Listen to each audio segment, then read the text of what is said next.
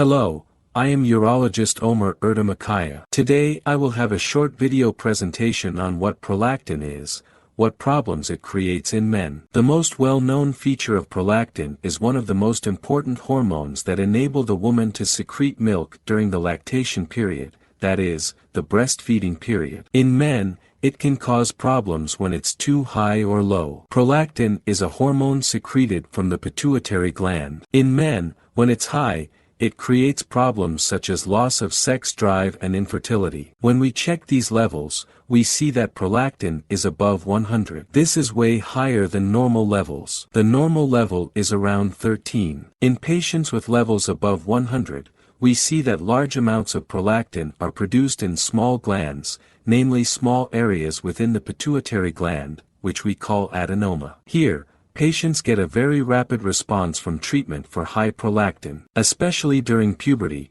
if he has not reached adulthood, treatment provides immediate improvements as penis growth and sperm production. With treatment, we also detect a rapid improvement in loss of sex drive and sperm quality and number in patients with high prolactin levels in adulthood. The problem is in patients who are in between. Adenoma cannot be detected in patients with prolactin levels higher than normal levels but below 100. Not all of these patients have complaints. Some of them have complaints. In the publications, a treatment protocol has not been established for the patients who are in between. With current technology, adenomas with a certain size above 100 can be detected. Adenomas below a certain level cannot be detected. I think they will be detected in the future with the developing MR system. These technologies are developing rapidly. Because when prolactin is high, FSH and LH levels, which we call gonadotropin, decrease. As a result of the decrease in these levels, a decrease in sperm production in FSH and a decrease in testosterone levels in LH, and loss of sex drive and decrease in sperm count in the long period are seen. Also, prolactin has another feature such as increasing serotonin and decreasing dopamine in the brain. This also causes sexual reluctance.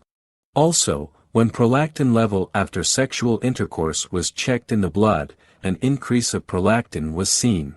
This means it creates a feeling of sexual fullness in both women and men.